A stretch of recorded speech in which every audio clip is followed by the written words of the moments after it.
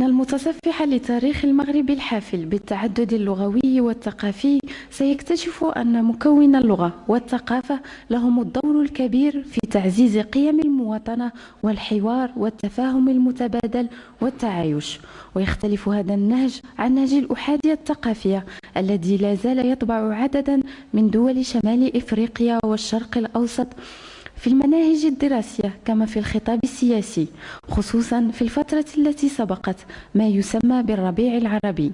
وقد عمل حزب الحركة الشعبية منذ نشأته على التعددية الثقافية والسياسية، وقد أولى لها الأهمية الكبيرة باعتبارها قضية مجتمعية تم تغييبها سياسيا منذ الاستقلال، خصوصا وأن رؤية حزب الحركة الشعبية للهوية المغربية باعتبارها تتسم بأربع خصائص: جغرافيتها الإفريقية، أصلها الأمازيغي، ثقافتها العربية الإسلامية الأمازيغية، وتطلعها إلى الحداثة بالانفتاح على اللغات الأجنبية كالفرنسية والإسبانية والإنجليزية. يؤكد رؤيتها الصائبة في البحث عن المشترك بين الثقافتين المنصهرتين والمتعايشتين منذ زمن بعيد. يمكننا بهذا الرأسمال الرمزي، بهذا الرصيد، بهذا العمق، بهذا الثقل الثقافي والحضاري والرمزي أن نتفاعل مع امتدادات هذا التعدد الثقافي في الأقطار المغاربية الشقيقة، في الجزائر وفي تونس وفي ليبيا، في عمقنا المغاربي وفي عمقنا العربي وفي عمقنا الإفريقي وفي عمقنا المتوسطي أيضا. ينبغي أن لا ننسى أن هذا التنوع وقيمة هذا التنوع، وبفضل هذا التنوع يمكننا أن نعتبر أنفسنا أيضا جزءا لا يتجزأ من الثقافة المتوسطية، ومن أفقها الحضاري ومن أفقها الإنساني ومن أفقها الرمزي ومن أفقها الكوني. وبحكم التاريخ والتواصل الدائم بين جميع مكونات الشعب المغربي، فقد تم تلاقح الثقافة العربية والتراث الأمازيغي إلى درجة انصهار هاتين الثقافتين إلى حد هائل. يمكن أن نعتبر أن التنوع الثقافي واللغوي في المغرب هو معطى تاريخي قار متجدر في مجتمعنا. أكثر من هذا، فالتفاعل الثقافي واللغوي بين المكونين الأمازيغي والعربي أفضى إلى ما يمكن أن نعتبره بانسجام، بتكامل ثقافي بين تلك المكونين، وهذا هو الذي يميز الشخصية الثقافية المغربية. لأن ترسيخ التعدد والتنوع الثقافي هو إسهام في تكريس دولة الحق والقانون، وحاجز أمام كل أشكال التطرف والانغلاق. فإن المسألة الأمازيغية لا تهم الناطقين بالأمازيغية فقط، بل تهم المغاربة قاطبة، لأنها بالأساس مسألة حضارية جوهرية تطرح نفسها على القوى والضمائر الوطنية الحية. ولأن الأمازيغية مكون أساسي للثقافة المغربية وتراث ثقافي زاخر شاهد على حضورها في كل معالم التاريخ والحضارة المغربية، فإننا نولي النهوض بها عناية خاصة في إنجاز مشروعنا المجتمعي الديمقراطي الحداثي القائم على تأكيد الاعتبار للشخصية الوطنية ورموزها اللغوية والثقافية والحضارية.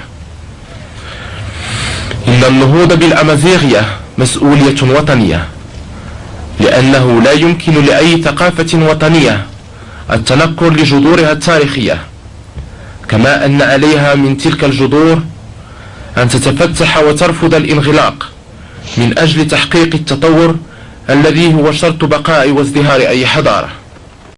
لقد قطع المغرب منذ الخطاب الملكي بأجدير خطوات مهمة في سبيل ترسيخ المبادئ الكونية لحقوق الإنسان، والتي تعتبر الحقوق اللغوية والثقافية جزء لا يتجزأ منها. هذا الخيار الذي توج بدستور 2011 من خلال ترسيم تنوع المغرب لغويا وثقافيا وتعدد روافده الحضارية وانفتاحه على العالم. تطور المغرب السوسيو اقتصادي منذ منتصف القرن الماضي، وبعض الاختيارات السياسية للمغرب بعد الاستقلال همشت شيئا ما هذا المكون الأمازيغي، إلى أن جاء الخطاب الملكي السامي، خطاب أجدير سنة 2001، ليعطي انطلاقة لسياسة لغوية وثقافية جديدة تجسدت أولا عبر إحداث المعهد الملكي للثقافة الأمازيغية، وأساسا لدستور 2011 الذي جعل من اللغة الأمازيغية ومن الثقافة الأمازيغية، من اللغة الأمازيغية أولا لغة رسمية إلى جانب العربية، ومن الثقافة الأمازيغية مكون أساسي من الثقافة الوطنية.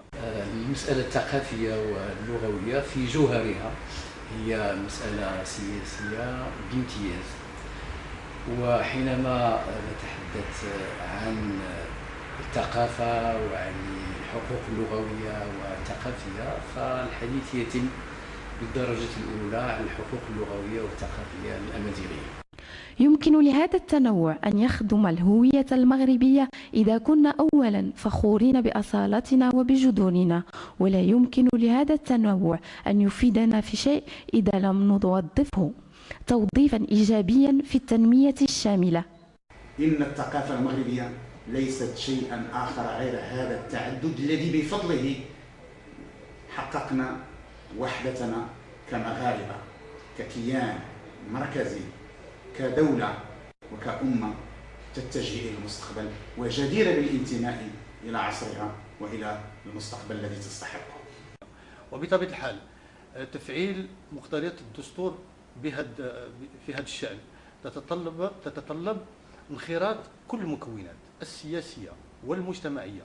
والثقافية من أجل تفعيل رزين إرادي لمقتضياته، لأننا اليوم في حاجة إلى بناء مغرب ديمقراطي،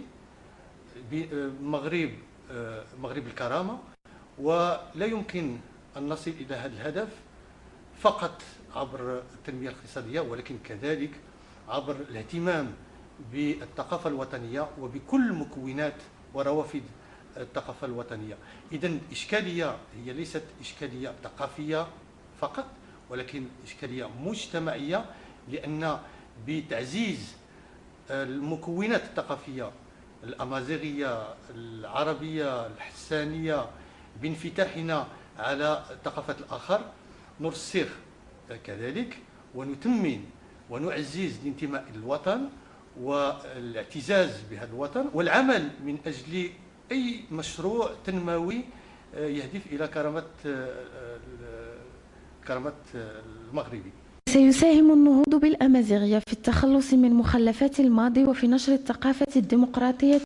والتعددية الثقافية والمواطنة والمساواة والتواصل مع كافة المغاربة، فلا ديمقراطية بدون حرية التعبير وحرية الخلق والإبداع. والحراك اللي عرفته الساحة المغاربية هو بالطبع صراع اللي هو صراع سياسي، ولكن في اعتقادي أن الصراع في جانبه الأهم يهم الصراع الثقافي واللغوي، أنه صراع هوياتي، بمعنى أن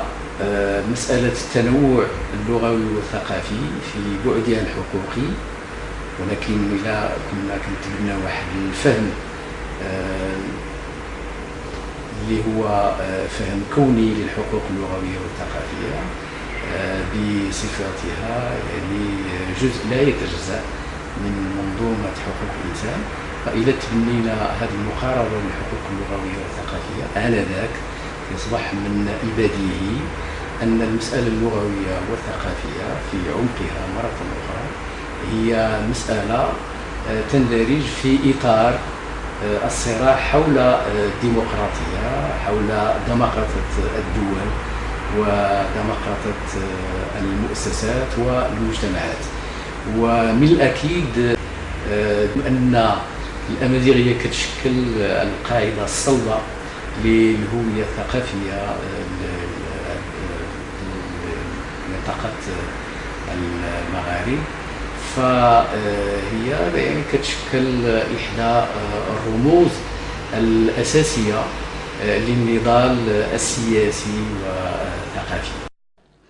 لقد لعبت موجة الربيع العربي التي تشهدها منطقة شمال إفريقيا مؤخرا دورا مهما في بروز مطالب الأمازيغ إلى الواجهة، مما يفرض على أنظمة الحكم التعاطي بجدية معها، وذلك باعتبارهم من مكونات الدولة الوطنية في شمال إفريقيا واستيعابهم بشكل وظيفي بما يجعلهم مصدرا لقوة الدولة وليس العكس، وذلك انطلاقا من كونهم مكون هويات أصيل.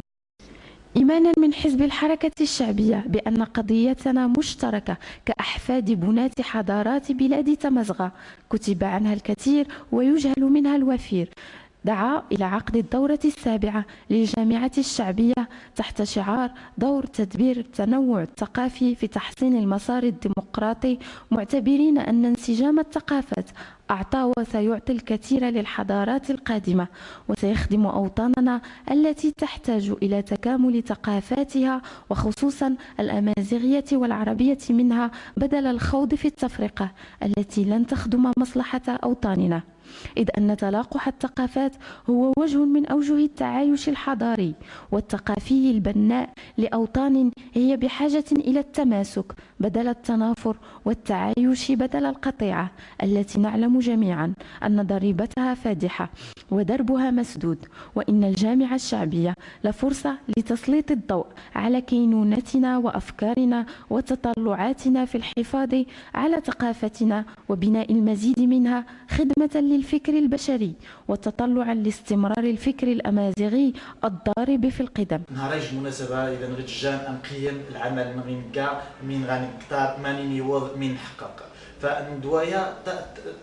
انت في خفنا شين ديس كشباب الحركيه لانه نهار التاسيس تغنج الهدف وتغدل زوارو هو انه ندفع التعدديه الثقافيه ودسترت اللغه الامازيغيه الى جانب اللغه العربيه. فنهار انت بان خفنا نحقق الجزء الهدف هو انه نستهل اللغه الامازيغيه، ولكن يتغيما العمل يجي العمل جبار هو انه نفعل القانون التنظيمي اللغويه باش تدور داخل المؤسسات الدولة والذكر داخل سوق الشغل كذلك، لأنه زي ما نخدم المواطنين المغاربة كاملين. فخمين قار الأمازيغية قد دفع خاص كهوية كإبداع كفن كثقافة كموسيقى كتراث، لأنه يجي الهوية مغربية أصيلة يجي خاص ندفع مرة نشين بأنه توجب المسؤولية نشين واحد نغواها، ولكن مسؤولية المواطن المغربي مرة ونهار يخسر نشين كمؤسسات ندافع باش نعجل باش يدار القانون التنظيمي باش تفذ